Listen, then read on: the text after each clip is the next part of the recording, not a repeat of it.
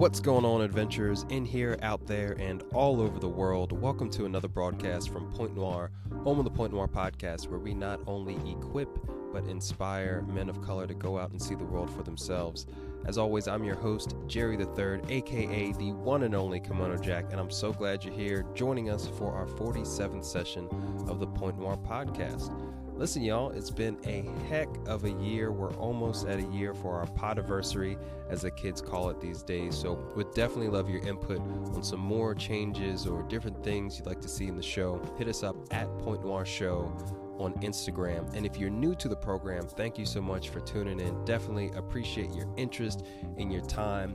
We love curating stories about men of color who travel. And if you heard in the intro that we not only inspire through story, but equip people, you might be wondering, what's up with this whole equipment thing? We giving out pocket knives, survival gear, maybe first aid kits? Those would be lovely things. However, we've decided we're going to equip a man of color every single month with his own passport. So if you want more details, or that sounds like something you're really interested in learning more about, check us out on Instagram at Point Noir Show, and there you can get all the details. Again, every single month we sponsor a man of color over the age of 21 to get his passport. We have about 10 winners so far.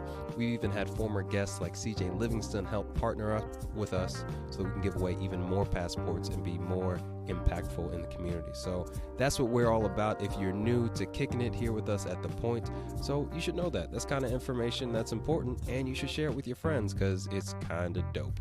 So with that all being said, we have an amazing special guest for you all today, and let's get to introducing them.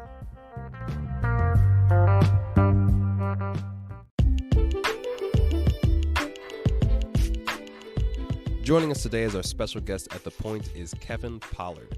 Make sure to check him out on Instagram at HeavyRider25.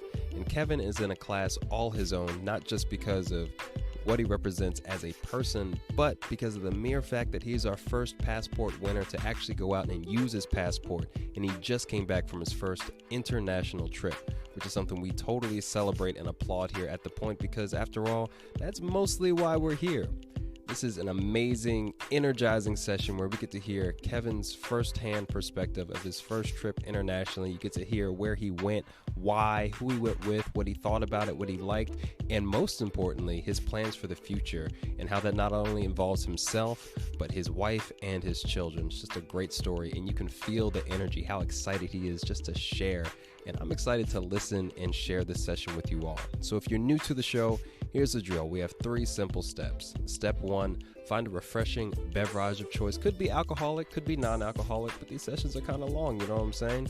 You might want some bubbles to ease the time. Step 2, find your coziest chair in your house. Maybe it's a corner on the couch. Maybe it's a futon. Maybe it's just sitting up right on your bed.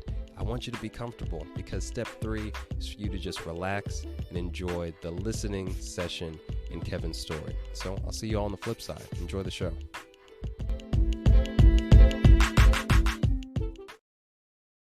Yo, what's going on, Kevin? Thanks for joining us today at the Point. So glad you're here.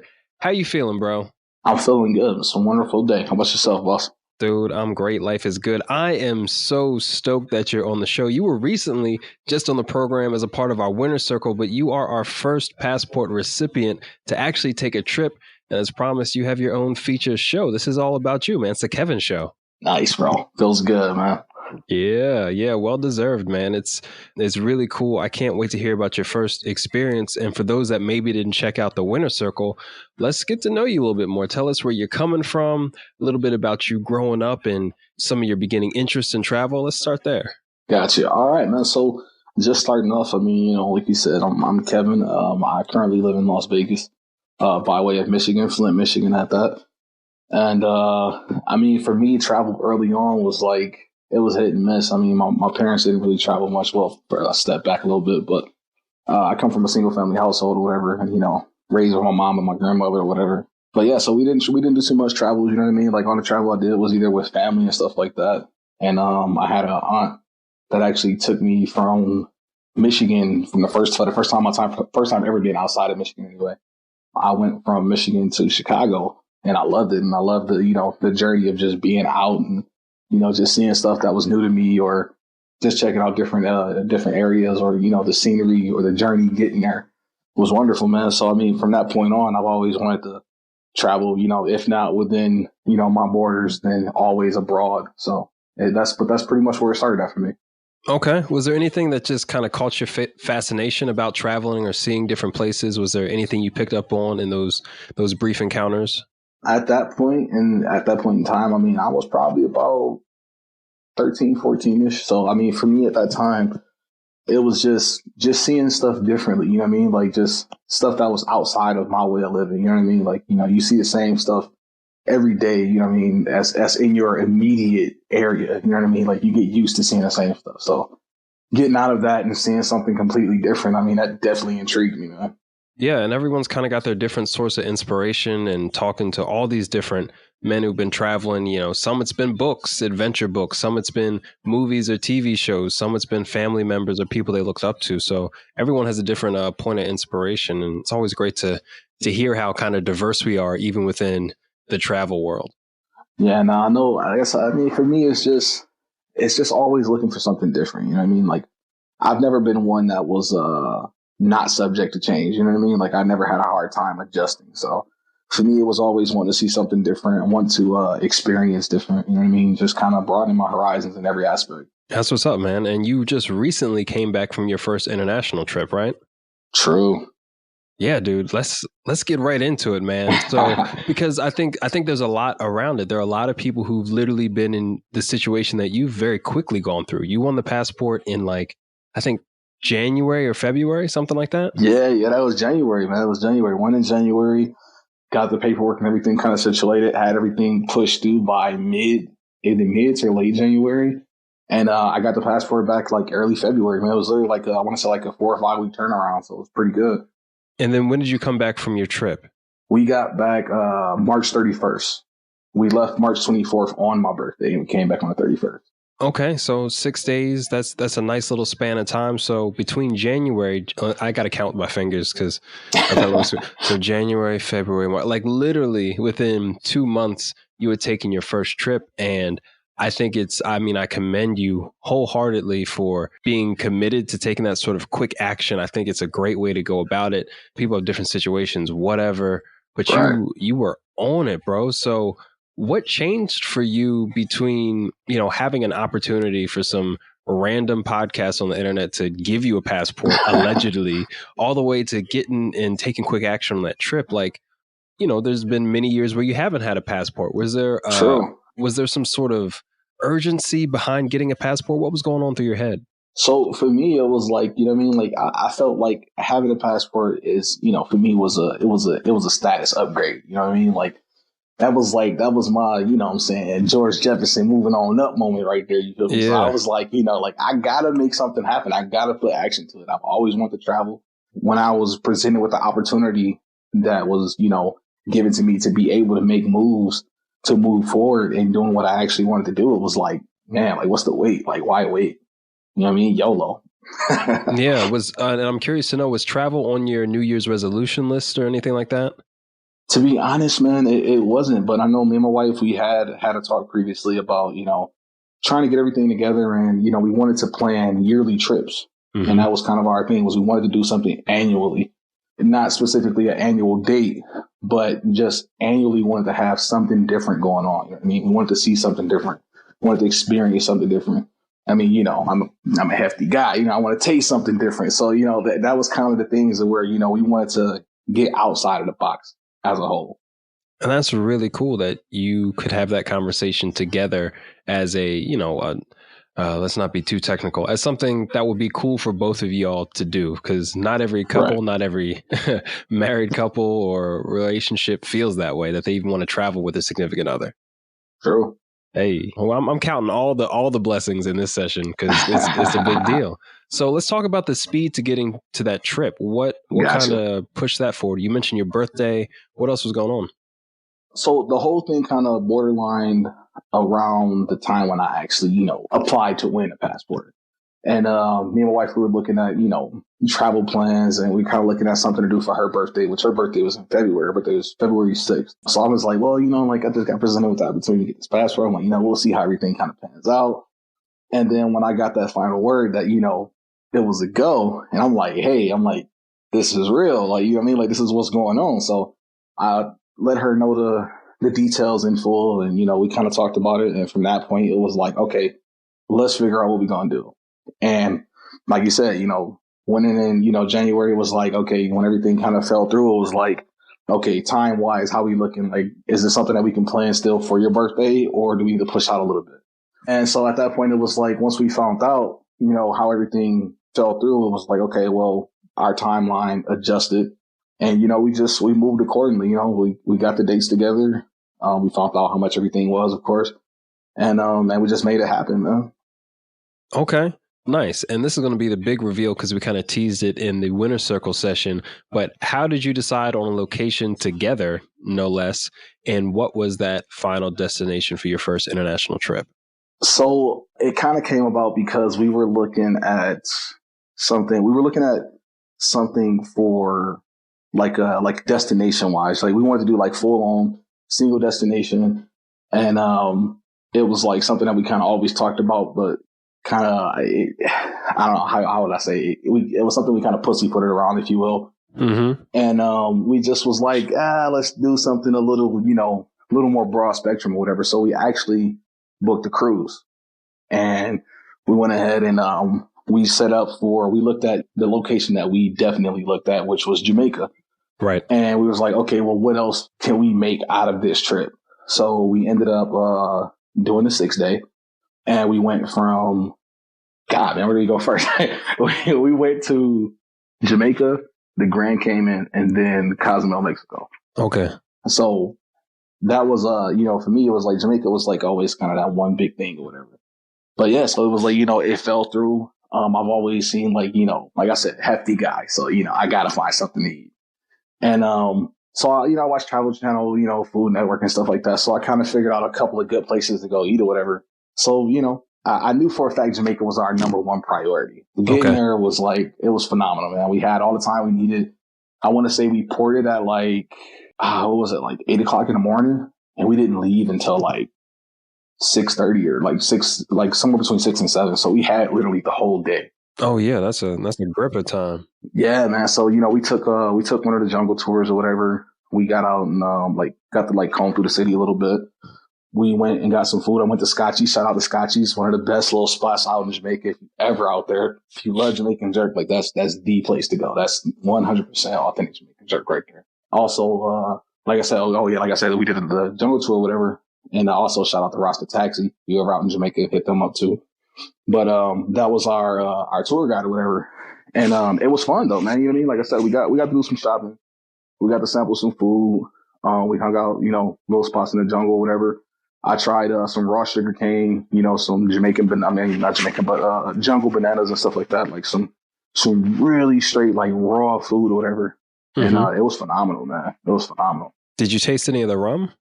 I did. Ironically enough, we brought back some mango rum.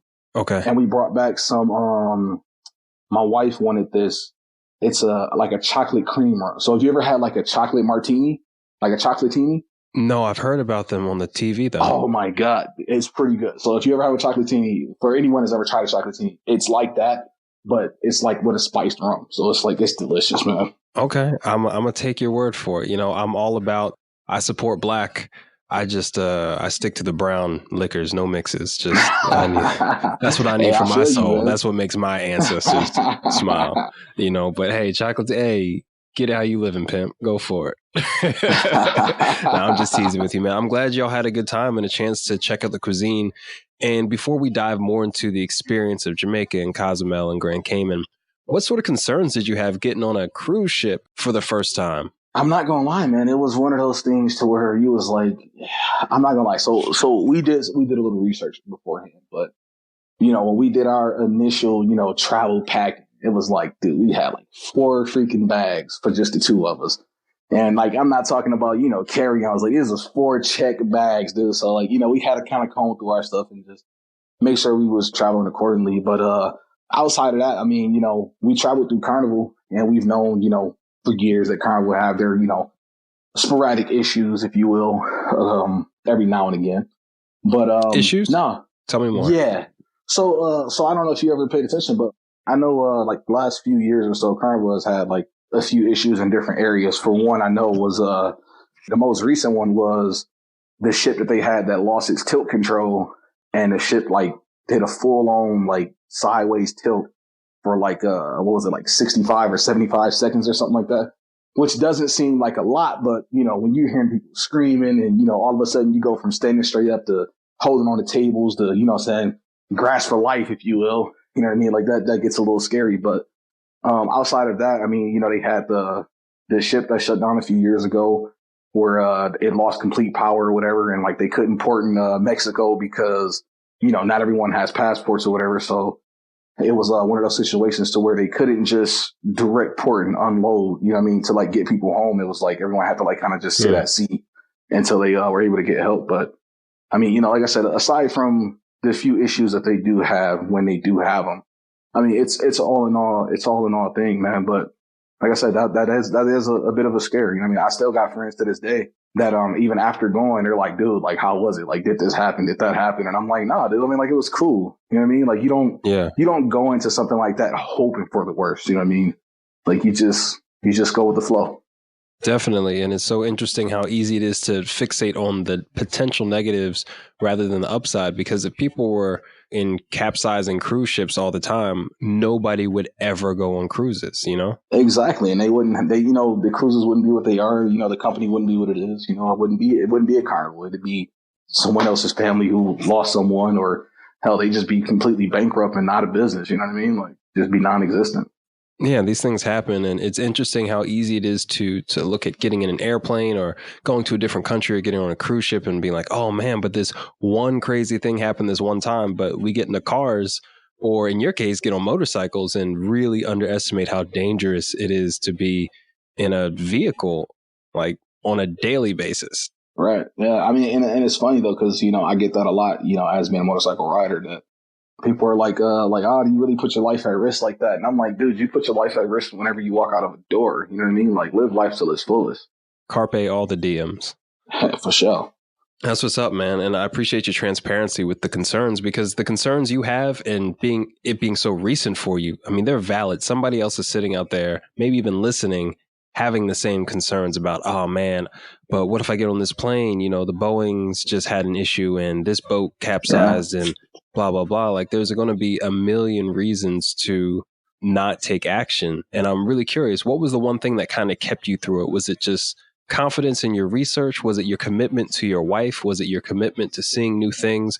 What was one of the reasons that made you say, you know what, I'm not going to worry about that, and I'm just going to have my experience? I'd say my biggest reason behind going through was my commitment to life. You know what I mean? I made a commitment. I made a commitment to myself to live life till its fullest. I've got a personal commitment to myself to not let things pull me down. You know what I mean? Like, whether it be my day-to-day situations, whether it be my business, whether it be my home life or anything else, I try not to let anything bring me down to the point to where I can't live life. That's real. No further explanation needed. And you did it. You definitely did it. So tell me more about the trip. What did you expect the cruise ship to be like, and what was the actual experience like? I've only been on one cruise, so I only have that one data point for myself. But what were your thoughts on the cruise? I really don't know what to say. I was really expecting. I mean, I'm not gonna lie. To me, it was like one of those moments where I was like, all right, look, I can do it. You know what I mean? Like, we got, you know, our men and women out on naval ships that do this on a daily, which it's nothing like that, of course. But yeah, and they're also trained. Let's exactly, compare right. apples to apples. Right. You're also paid to be there. Yeah, you were paying. Right, paying to experience that. But no, I mean, to be all in all, you know, like, truthfully honest about it, man, like, I don't really know what my expectations was, you know what I mean, as far as overall experience. But I can say for sure what I was most looking forward to was just having the best fucking time of my life, man. So how did that happen? I mean, what? Because so put us inside the cruise ship as a first time cruise goer. We don't talk a lot about cruises too, so let's get into it. What made the cruise ship so exciting? How did you find fun on the cruise ship? It's like you pull up to this pier or whatever, you know, whether you take a charter bus or whatever down, or however you get there from the airport or whatever, or however, you know, wherever the pier is. You pull up to this big ass building, you know what I mean? You hop out, you see hundreds of And you don't know anyone besides whoever you're there with. If you're there by yourself, then you damn near, by yourself, literally. But other than that, I mean, and you get onto the ship, and as you walk on, it's just like, man, how can I explain this? It's like being inside of a Vegas casino almost when you first walk in, because you walk into like this foyer area that's and there's like a bar right in front of you. You know what I mean? Like guest services, whatever is kind of right there. So as you walk on.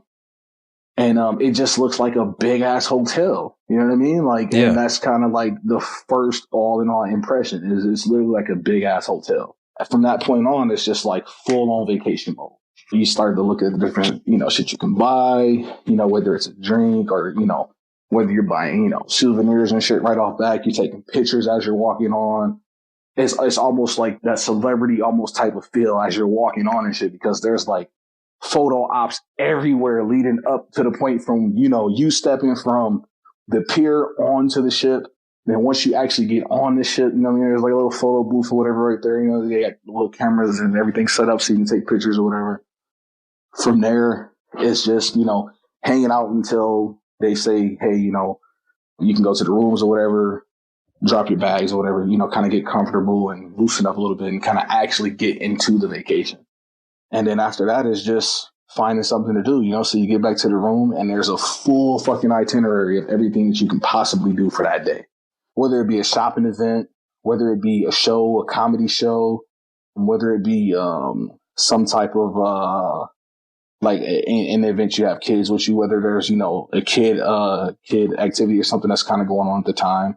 But everything's kind of spread out throughout the day within, like I said, it gives you everything that's going on within the day. And there's more than likely like 4 or 5 things going on at once, but there's something going on like every 45 minutes. You have something that you can do. So it's just kind of like planning out the day and seeing kind of what you want to do for that day, where you want to go, what you want to see, what you want to eat. And that's just kind of how it boils down throughout the length of the cruise, like every day, like when you leave and your room stewardess comes in, cleans the room and everything, he leaves you a new itinerary for the next day. Right. So it's kind of like camp on a boat. For the most part, man, but it's literally just like one big ass Vegas casino, one big ass Vegas hotel, if you will.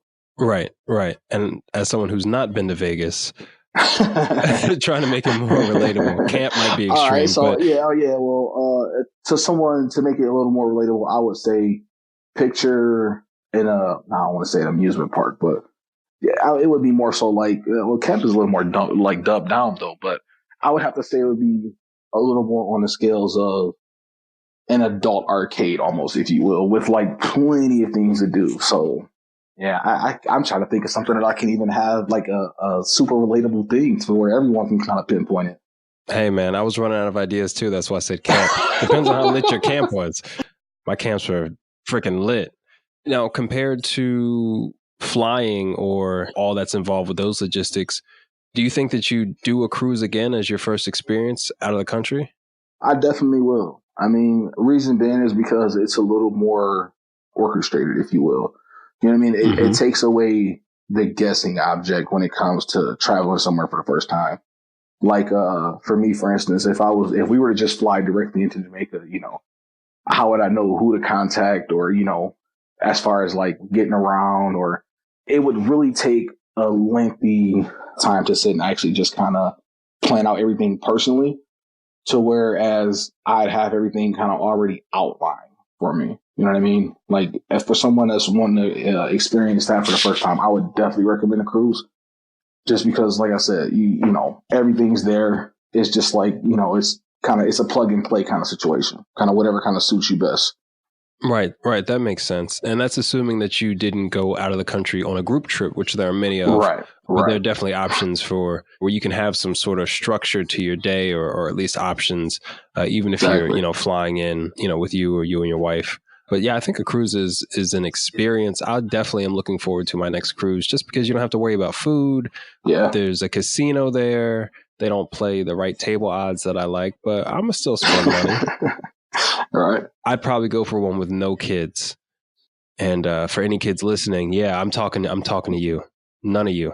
Right. None of your kind. And that was kind of the I wouldn't want to say it was an issue, but that was kind of the objective that we were kind of trying to work around, because the time where we went, it was like, it's that point in, you know, nationally where spring break is literally falling within like 4 to 5 weeks between, you know, colleges, local schools, you know what I mean? Like kind of your public schools and stuff like that. So it was kind of, I can't say that there wasn't a lot of kids, because, I mean, to be honest, I mean, hell, I barely fucking paid attention. But there were enough kids to where they were noticeable, but there wasn't like an abundance of children aboard the ship at that point in time. Oh, that's good. That's definitely good. I was a kid once, so I feel like I can say these sort of deals, but just impressionable minds. You know, I don't need that kind of karma, you know, on my cosmic scales. Speaking of research, though, did you guys booze cruise a little bit? Did you bring any alcohol on board with you? So, like I said, you know, doing the research, whatever, and kind of seeing, you know, what to bring, what not to bring, or whatever. You know, we did our Googles. And do your Googles? Yeah, I'm telling you, man, it'd save your life. But no, man. So I mean, we looked into it or whatever. We noticed that for every person in the cabin or whatever, you could bring on a case of soda, if you will, and you can also bring on, what is it? Is it one? I want to say it was 2 bottles of wine per person. Mm-hmm. And so you know, we pushed that to the brink. We brought 4 bottles of wine. That, you know, that was kind of that. As far as like hard alcohol, is no go. Next time, it's a next time. It's not a no go. It's a next time. But no, I mean, no, like, they literally won't let you bring it on. You know what I mean? Like, they'll confiscate it. Oh, yeah, that's what they say. Oh, yeah. That's what they're supposed to say. That's what they get paid to say. We'll talk. I didn't know, you know, how deep you was going. You know, first cruise, it could be risky, but you know what I'm saying? Live life to the fullest. Hey, all right. Hey, I feel you. But no, yeah, so we bought 4 bottles of wine. You know what I mean? So we pretty much had, you know, wine almost every night at dinner. And aside from that, we pay for, you know, drinks here and there, whatever, on a cruise. I will say one of the better investments, depending on how long the cruise is, would be their unlimited drink plan, depending on how much you truly plan on drinking. You know what I mean? Depending on how far out you're trying to get. Yeah, they definitely have those options and are more than happy to refill your cup if you purchase the appropriate plan. Right. But you let me know before you go next time. We'll talk about some booze cruise stuff, or I'll, you know, send you an episode that has some advice, because we be talking about stuff like that, you know. Oh, man. Booze cruise gang. So let's talk about your experiences off the boat when you docked in Mexico and Jamaica and the Grand. Well, I guess you were going through the Grand Caymans. Where'd you actually get off the boat at? So the days that we actually got off would have to be, we got off in Cozumel. We got off in Jamaica, of course. Grand Cayman, due to a bit of a situation I had from an accident, I actually took that day to kind of relax. Because all of our port days were like literally back to back to back. Yeah. But getting off in Jamaica, for one, I mean, like I said, we ported. From that point, we walked actually up through the pier or whatever.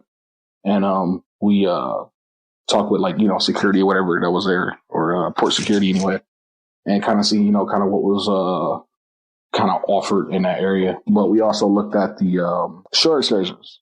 We looked at all the shore excursions or whatever. So, but I did, like I said, that was one of those instances where, you know, research kind of played its part.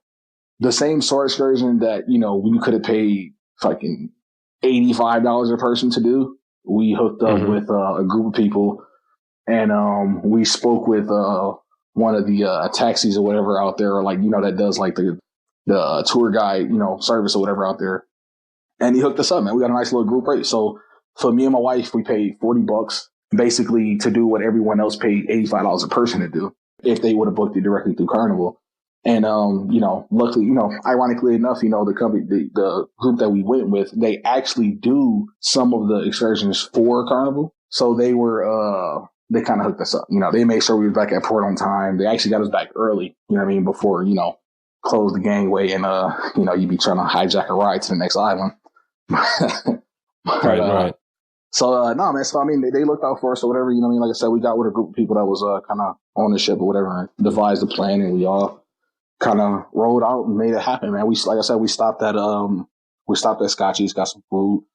We stopped at, I can't remember the name of the other spot we stopped at, but it was just over, like, it was an amazing view. They had like a little upstairs deck area with a bar and everything. So we stopped up there, had a few drinks. It was like a really nice overview of the island or whatever, like overseeing the pier itself. and the airport and everything. So we were kind of like more upwards into the jungle at that point, if you will. Mm-hmm. But yeah, no, I mean, it was phenomenal. Man. I mean, like the views, the pictures and stuff that we got. Like I said, we hung out there. We got some rum and stuff at that particular stop. And then from there, we went to this resort little spot that we had stopped by. And that was where, we kind of cut loose, rode some jet skis and everything, hanging out, in the warm Caribbean waters and everything, if you will. Right. Got some oxtails and everything there at the beach, and just enjoyed the time that we spent out there. It was quite the experience, man. Got you. And did you have time, or were you able to engage with any of the people from the island? Like, did you notice that there were more black and brown bodies around than anything else? What was that kind of like culturally? Oh yeah, most definitely, man. Yeah, you just reminded you of that too. I almost forgot about that, but that's what I do. We did stop by one of the local churches, man, and we kind of we got to chop it up with some citizens or whatever. We got to chop it up with I don't know how to tackle that situation. Jamaicans? Well, Jamaicans, but I mean the priest or whatever at the temple, or whatever, if you will. Wait, did you go to church or did you go to a temple? Well, that's what I'm saying. I don't know how to tackle that particular area, but okay, so you went to a house of worship. Exactly, we went to a house of and worship, you met with a leader. Okay. There you go. We met with the leader. Someone in charge. Did he wear a fancy hat? No. Was he wearing a fancy collar? Nah, he had a nice little two-piece, but no, it was cool though, man. Okay. Like I said, we got to check out a historic place of worship there on the island or whatever, and it was nice, man. It was we got to see how the way of living and stuff is out there, as far as like how they develop on their land or whatever, as far as getting their houses and stuff built like that. Got a little cultural background as far as into the Rastafarian life and everything, and mm-hmm. It was a wonderful experience, man. I mean, I encourage everyone to get out and, as a black man, definitely get out and explore that island Caribbean lifestyle, from our Jamaican brothers and sisters, man. Yeah. So how did you feel throughout that experience? I'm sure it probably took some time to sink in, but what did you take from all that you saw and experienced in Jamaica? I will say for sure, man, it was a culture shock. You know what I mean? And in a good and shocking kind of way, because it's not a completely developed city, if you will. You know what I mean? It's not like going to Dallas, Texas, or going to New York City. You know what I mean? Like it's not that sort of development. You know what I mean? Mm-hmm. When you're looking at different areas and you're looking like, okay, like this looks like a more rundown area of town in my home city or whatever. That's probably actually a more up and coming area in Jamaica. That's a house that's actually being built, not one that's being torn down. You know what I mean? So what part of Jamaica, what city were you in again? We ported in Montego Bay, and we kind of ventured off into Ocho Rios and up through the jungle up in that area. Okay. Yeah. Didn't mean to interrupt you, but I just needed some more context. But yeah, no, so my bad. Yeah. So we ported in Montego Bay. And from that point, we ventured off into Ocho Rios and up through the jungle through that point. Like I said, I mean, like the housing and everything over there it's different. You know what I mean? It's not like how, we go finance a house and the house get built and we just move in. No, man, like they work and, they work as hard as they can to make the money that they need to build a particular portion of the house. They'll live in that portion until they can finish building the rest, man. And that's just how they continue moving on. Mm.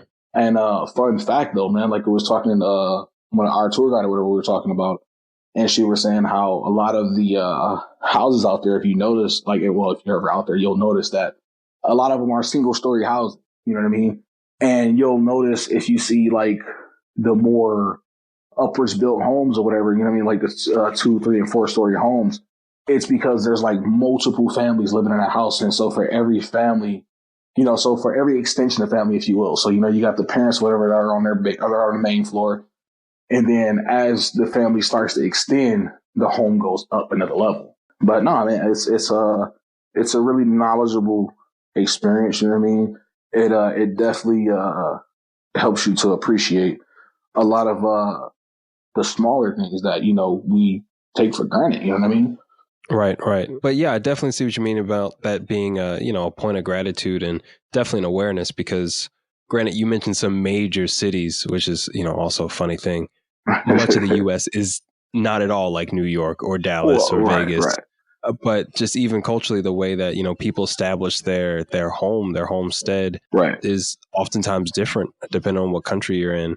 Yeah, I'm glad you got to observe that. So what about Mexico? How did you feel about Mexico? Cozumel, I'll be specific. Yeah. Cozumel was it has a lot of historical Mexican background. You know what I mean? It's I can't really say Mexican, but Mayan background. It was different. It was definitely an experience to remember. We took a little more laid back approach, but for the most part in Cozumel it was kind of a laid back feel. So the wife did a few little spa activities in Mexico in Cozumel, if you will. No, it was cool, man. I mean, we didn't get to experience too much cuisine, but overall, that was probably I mean, I don't know how to really explain that one more than that was kind of our laid back day. Gotcha. And I mean, overall, when it comes to cruises and your ability to engage with the culture, it's totally limited. That is just off rip. It is completely limited. And I will say that probably is like the only downside to traveling abroad, like via cruise. I don't even want to say resources, but the amount of times you have to kind of really maneuver about and do and pinpoint the different activities you want to do is, you're limited to, a really decent amount of space, but it's still pretty tight. Yeah, it's absolutely, it's absolutely tight. There are people who are just getting home from their parties by the time you docked. You know what I'm saying? Yeah. But I think cruises are still great options. I think it's just pushing the idea of cruises and the cruise experience further. So like if the boats and cruises are the thing, okay, do a tour of the Mediterranean, do Southeast Asia, do something that'll take you through the greater north of like where Greenland and Iceland. Yeah, like the Trans-Pacific or something like that. Do something a little more broad spectrum. Absolutely. But to get your feet wet, I mean, you're literally or figuratively, like you're out there, you're doing the thing. And there's so many who haven't even taken that first step. So I like how you're able to talk about the pros and some of the drawbacks of it. And it's definitely a great way to go. And maybe see if you want to come back. It sounds like you'd be interested in going back to Jamaica out of all the places. Oh, definitely, man. Me and the wife, we definitely talked about that. I mean, outside of everything, I still would love to explore Grand Cayman a little bit. As far as Jamaica as a whole, I definitely love to go back to Jamaica. I'd love to actually just fly in and explore with more time than I was given. That's really cool, and I appreciate you sharing that. Now you feel more comfortable flying in. Whereas before you took the cruise ship. I mean, dude, it doesn't matter how you get there to wherever you want to go with your adventures. That's a change. That's different. That's progress in some way. Like that's dope. We're all about growth, man. Right. So what are you looking forward to? Actually, let me back up. How has having this one experience changed your perspective of yourself? Traveling. And the whole experience as a whole has changed me as a person. I would have to say, for the most part, would be to just to really live up to that vow of just living life till its fullest. Making sure, just letting everything that I do, as far as my travel plans, and kind of holding through and holding true to my plans of travel and stuff like that. Okay, so even from this one trip, travel's become more of a priority for you? Oh, definitely, man. Most definitely. Wow. The food was that good, huh? Man, I mean, just the food and just being outside of the norm, man. It's just, it'll get you, man. For me, it's just like, I've got to experience more, man. Like I've got to see more. I want to experience, more of like I said, I mean, just being in Jamaica and seeing, how stuff actually kind of flows and knowing, the ins and outs of, like a situation as far as like housing and stuff like that. Another thing, I didn't even touch on that, but like the schooling and stuff like that out there is completely different. But just knowing, the little bits and pieces of stuff that I did get to know in my short stay there, I would definitely love to figure out, to learn more in different areas. Yeah, absolutely. And it sounds like you're hooked, man. It sounds like you have a greater appetite for this. No puns intended. But like literally, dude, there's some things about Paris where, hey, when I go there, I know I need to have this meal. Or like even for Paris, for me, it's simply sitting on a busy cafe sidewalk, having an espresso, maybe some French fries, and just like for hours, for 4 hours, I'll sit there by myself. When I go down to Botswana and South Africa, I need to have some biltong. I need to have some cheb or some mafe when I'm in, Western Africa. Like all those things are what I'm there for. They anchored me there. They sold me. They sold me on the cuisine. I'm a sucker. Hey man, they always say, man, the best way to a man is the stomach, man. Is that what they say? Yeah, man, that's what I was told, man. I'm sure. I think your wife might ask me to edit this out later. She's like, "Damn, he knows my secret." That's awesome, man. And so I'm curious, how has this trip, this international experience, changed any dynamics in your relationship with your wife? Do y'all feel closer? Do y'all have a shared passion for traveling together? What's that been like? I would say it's definitely more of a shared passion for the both of us. I mean, my wife, of course, has traveled more than I have, but so you said, of course, like I've met her. I don't know who she is. Well, I mean, speaking briefly through, the conversation that we had before, but my wife has definitely traveled more than I have, so that's definitely for her has always been kind of a thing. For me, it's kind of it's a bit of a newer conversation to have. You know what I mean? So for me, it's like one of those things where I'm like, okay, like what's next? You know, like, and also trying to keep something that's still also, very new to her. But yeah, it's great. You see a different side of people when you are locked on a floating container on the sea. Yeah, you definitely see some things, man. Not speaking of my instance, but no, just from some folks that I was spoken with. Smart man, you are intelligent, Kevin. So I've been told. I mean, you're in close quarters. It's kind of like bunking up in college, and if you never bunked up with your wife in college, I don't think many people have. Well, you'd be like, oh, that's what you do when you get out the shower, or right. Stuff like that can come up, or you could see sides of them like. Maybe someone, seasickness. That's a common thing. You're with someone who's drastically, unavoidably sick, and you just see how it changes their behavior and demeanor and things like that. Like travel is very revealing about the people that you think you know around you. It was my wife. She told me that previously she's had issues of like motion sickness or whatever. But I mean, for the most part, she was pretty good. They got the what do you call them, the bracelets or whatever for seasickness. Mm-hmm. So yeah, those are like and stuff like that. Yep. Yeah. So that was like kind of a big thing for her, was having those. So as a father, how do you feel about travel and your kids? Is it something that you'd encourage them towards, maybe at an earlier age than you did? Most definitely, man. I know I've always made fun of the fact that my kids have more flyer miles than I do. But as far as international travel, man, most definitely. We're looking at some further out plans, and we're definitely thinking about taking the kids more European travels with us. So when we travel a little further abroad, we're definitely looking at taking them with us versus kind of letting them hang back like they did this time. Okay. So Europe is kind of like the collective next stop for you? Most definitely. Okay. What attracts you to Europe out of all the other places on the planet? So for me, I mean, I took 2 years of French, and that was one of my guaranteed thoughts going through high school, was that I had to go to France. And so, I mean, yeah, like I said, after this and having a passport, that's been one of our main talks between me and my wife, is that, making that trip come true, and making that trip come true with the kids. You know what I mean? Wow. Yes. Okay. That's always interesting to hear. The world is a huge place. Right. That goes without saying. But when you have dreams and aspirations, man, you owe it to yourself to make those things happen, and then, take it from there. I hope in what parts of France in particular, any cities that you thought of when you were taking French class or were inspired by?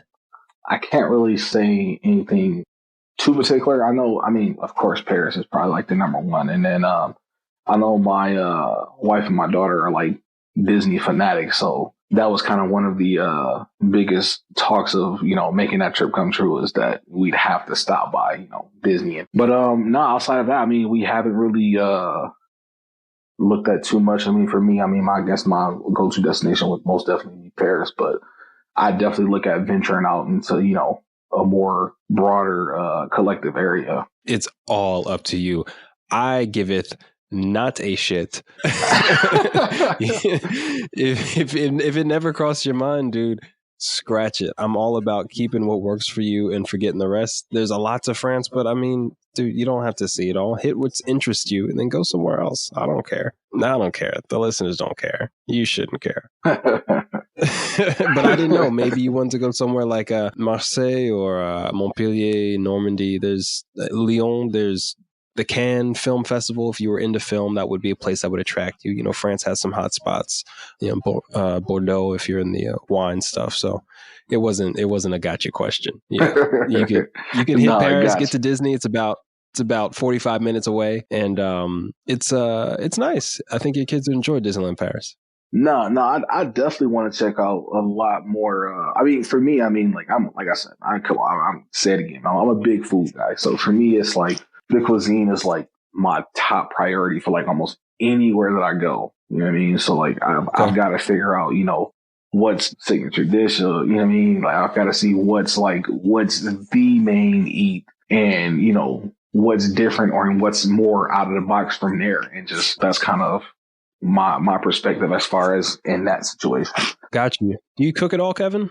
I do, man. I do. I'm a mean cook in my house, man. I mean, like when it comes to like dinner and stuff like that, I want to say I cook about 90% of the time. That could be a great move for you then, man, to take some cooking classes in Paris, because they definitely have those. There's a good market for that in traditional French cuisine and kitchen culture. Definitely some options. And I'm curious to know, do you plan on using your French while you're in Paris? How is your French? I'm not even gonna lie, man. My French is terrible. I'm definitely going to be doing some refreshing before we make that move.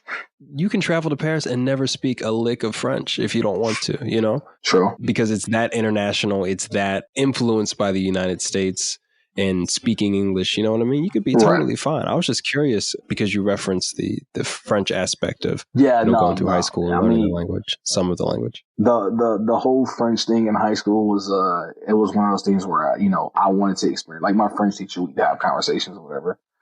But that whole aspect is, kind of, I want to say she was kind of one of the motivations to where I was like, I got to really kind of experience this place. But that as well as just a lot of the pictures and stuff I've seen, you know what I mean? Just a lot of the stories and stuff that I've heard from people that have been. And I just want to be there, man. I want to take it all in. You know what I mean? I want to hit the if you will, the touristy spots and all of that, so. Absolutely. And definitely give me a shout when you do, man. Oh, for sure, yeah. No, but aside from that, man, my French is terrible. That's fair. That's fair. That's the transparency we seek on the show. Shoot, you could be on Duolingo right now, just crushing it. Curious, another question in terms of just traveling, and we talk a lot about seeing your likeness out in the world. Do you have any interest of going to any regions or countries in Africa? No is also a perfectly acceptable answer. No, I mean, I'll be 100% honest with you. I've given it a thought, but as far as like a solid thought of something to really push through, I haven't, man. I can't really say that I've really researched and seen any objectable places that I'd really, want to go aside from what I've heard from comedians or seen in a movie or, because given, what you're going to see isn't what you see in movies. So. But no, I mean, I haven't really given that one too much thought. Got you. It occurred to me, one, because that experience of being in a population where people that look like you are dominant is a powerful one. So from what I gather, the experience in Jamaica and Cozumel weren't quite that, just because of your ability to engage. I'm sure if you flew down to Jamaica, you'd be able to be in a spot where you'd be like, oh, this is all the family right here. Or if you went to Brazil, Bahia or something like that. So South America is a good look, but you also have an opportunity to use some of your French depending on where you wanted to go. Right. So if you were reviving that kind of aspect, all of Western Africa, which includes Senegal, have you ever seen the Senegal, the statue in Senegal, which is the man, the wife, and their child pointing up at the sky? Have you ever seen that statue like on Instagram or something? I haven't. You haven't? No. Let me find the name of it for you quickly since we're talking about Senegal. The African Renaissance Monument. It's 49 meters tall, 150 feet. So there's Senegal, there's Burkina Faso, there's Cote d'Ivoire, which is beautiful. The food is rich.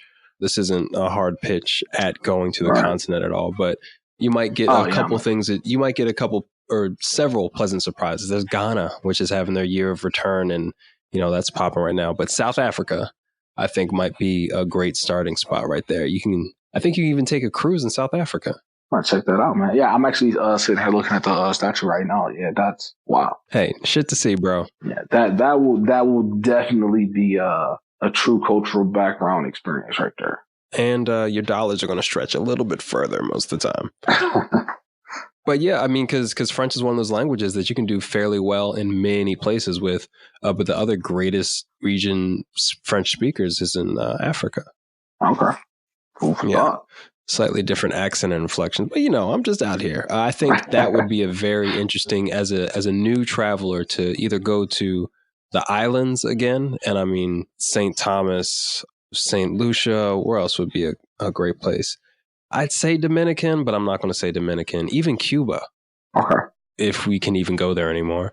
But yeah, a place where you're surrounded by other people of culture, of color. If that's of interest to you, I'd love to hear your perspective of that awareness, because for me, it's been very powerful. And for many guests on the show, it's something that kind of shocks you to your core the first time you experience it. Gotcha. You know what, man? I'll take heed to that, man. I'm going to table that with the wife, and maybe the next interview that'll be the focal point, man. Hey man, you are free to choose. I'm just here to share what I've experienced for myself, man. I don't think everybody needs to do everything. Not everything's for everybody. That's for sure. But the fact that you're getting out there and bringing awareness to yourself and to your kids, man, that's a beautiful thing that you have them in mind with travel and helping to kind of nurture these experiences, man. That's so dope, and a narrative we don't hear enough of.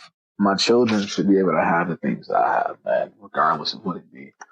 So if it's me traveling, I want my kids to travel. If it's me having, now I don't know, new fucking Mercedes, I want my kids to have.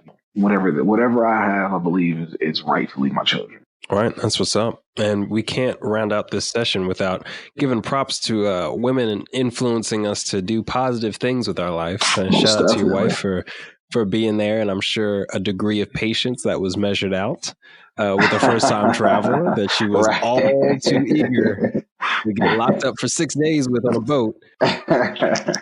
That's a big deal. Like I'm wondering if there are different ways we can position the show or the messaging to empower women to influence the men that they already influence to just do something differently, to think a little bit differently, a little bit broader. Most definitely, man. That would be nice to hear that perspective. I'd love to hear her true perspective as to how that process panned out. Yeah, that's my next podcast. It's going to be called Point Noir, where we spell everything feminine. And I'm just going to interview girlfriends, partners, and wives of men of color who don't travel. Hey, that sounds like a hit, man. I think we found something new. Sounds so shady.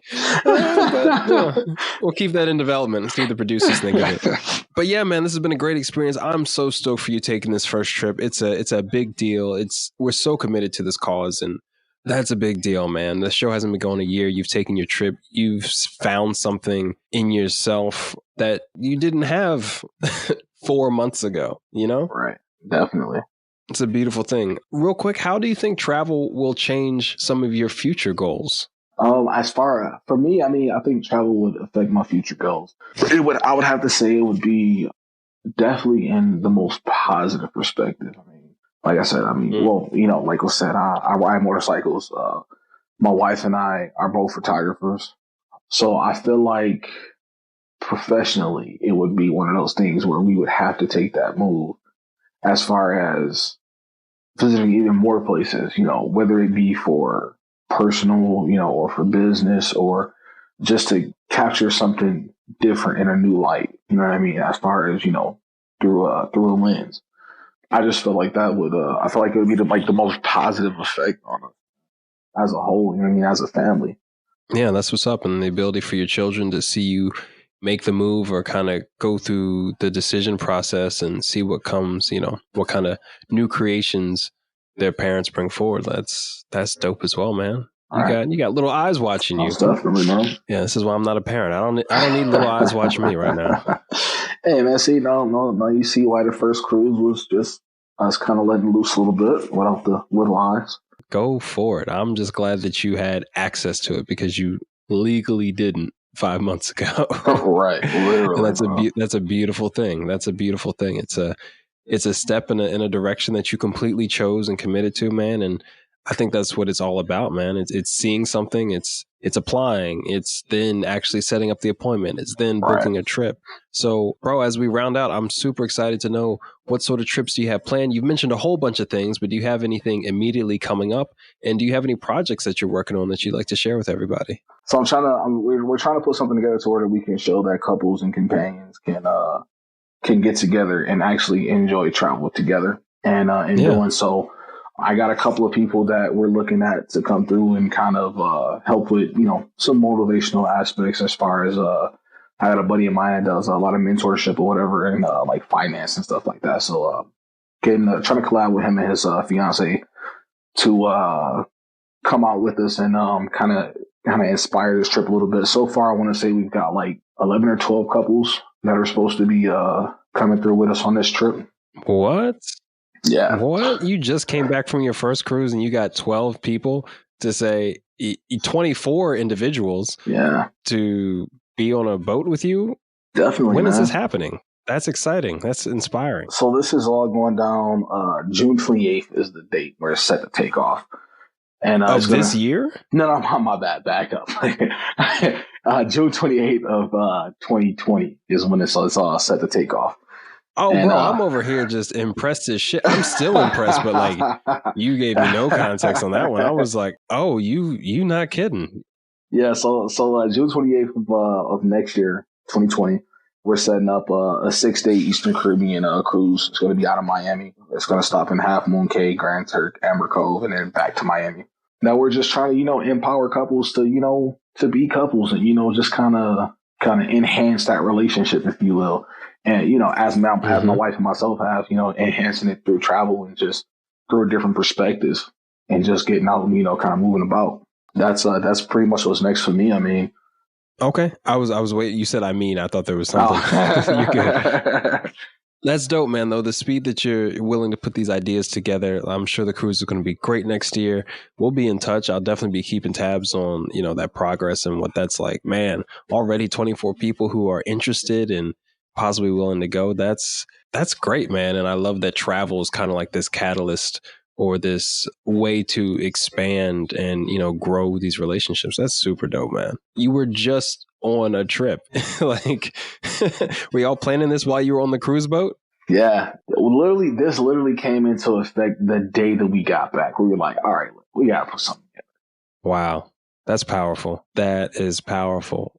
I mean, that's kind of one of our, it's one of the things that we been working on lately anyway. It's just kind of, empowering our friends around us, that are couples or whatever, to kind of, embrace that relationship and build upon that and find ways to enhance that to where, nourish that relationship in a way to where things can kind of come, full circle. Whereas, we all have those, our single friends or whatever, but, you want to enhance the fact of knowing that, okay, we have friends that are in relationships that are in the same situations, that we all have different knowledge that each one of us can grow from.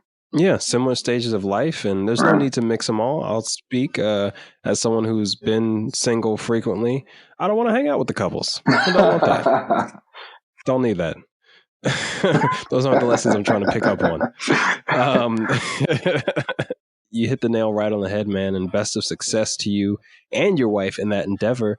And yeah, bro, thank you for spending the time kicking it at the point for your full feature session. Hope it was amazing for you. You shared some great perspective, and I think it's going to inspire and motivate some people to take a similar path that you did and get that passport and get that trip done quickly. It's a beautiful thing, man. Thank you. Most definitely, man. Thank you, bro. Like I said, I've always told you, man, I appreciate what you do, man. I appreciate the acknowledgement wholeheartedly, man. And hope to see you back here at the point, man. But until then, safest of travels, and can't wait to hear what you're up to next. Most definitely, man. You take it easy, bro. All right, you too, man. Peace.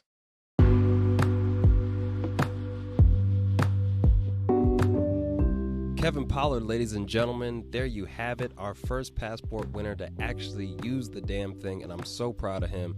Seriously, bro, the fact that you committed, took the steps necessary, and made it happen, it's so inspiring, and I appreciated having a chance to share your story with more people. So I hope you all enjoyed that. Make sure to check out Kevin at HeavyRider25, and probably one of the more impressive parts about his story is how quickly he was inspired to bring others along to go international. I'm telling y'all, when men of color go out and see the world, they come back into their communities as leaders. He's got 12 couples ready to go on a cruise with him next year, and he just took his first trip.